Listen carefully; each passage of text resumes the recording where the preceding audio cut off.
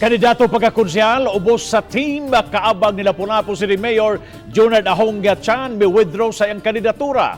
Butang samtang sa Dakbayan Sugbo, kanhi Cebu City Mayor Tomas Osmeña miatras usab siyang kandidatura pagkakongresista sa Cebu City South District. Si Luan Mirondina adunay live report.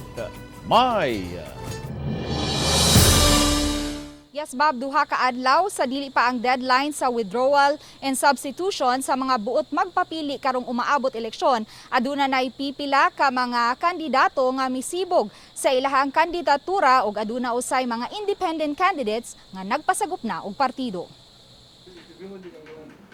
Pasado alas 9 ganihang buntag, mi-withdraw sa iyang Certificate of Candidacy si Dr. Richie Martinez isip usa sa mga kandidato pagkakonsehal sa Dakbayan sa Lapu-Lapu ubos sa team kaabag ni Mayor Junard Ahong Chan. Uban niya sa Comelec office, si Mayor Junard Ahong Chan ug ang muhulip kaniya nga si kanhi Maribago Barangay Captain ug karon konsehal Joseph Pangatungan. Si Pangatungan miduso sa iyang Certificate of Candidacy niadtong Oktubre 7 isip independent candidate pagkakonsehal sa Dakbayan. Kahapon sa hapon, iya nang giwithdraw ang iyang COC. Kani magsigitag pangampanya, mabiya atong profesyon. I still have 3 kids to, to support.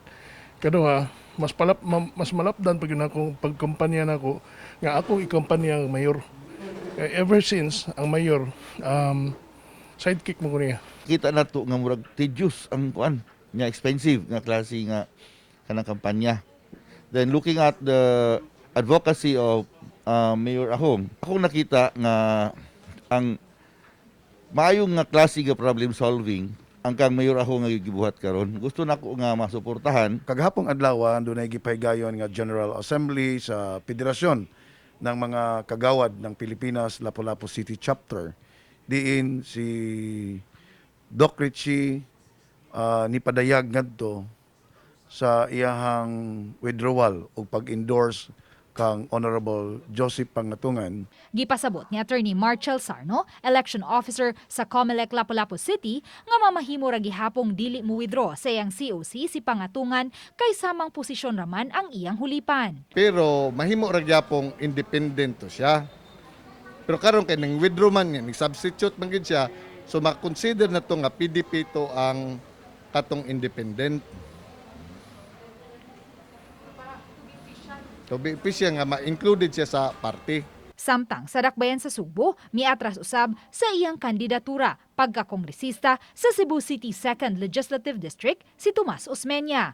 Hulip niya si BG Rodrigo Abellanosa. Wala maabti sa RTV Balitang Bisdak si kanhi Mayor Tomas Osmeña sa Comelec office. Apan ang iyang asawa nga si kanhi Konsehal Margot Osmeña ang mipasabot sa maong lakang. Sulti ba sa tingali na ang iyang gusto na maghatag full support ko no sa akong kandidatura. Yeah, so na he will be the dad to my mom. Karong Lunes, Nobyembre 15, ang katapusang adlaw sa pag-withdraw sa Certificate of Candidacy ug sa pag-file sa substitution candidate. Subay niini, subling mag-deploy og mga pulis sa Comelec office. Kay basig aside from candidates kung withdraw na po'y supporters bakaha nga para sa katong mo substitute. So karong Monday na ay mga police officers nga mo assist na to.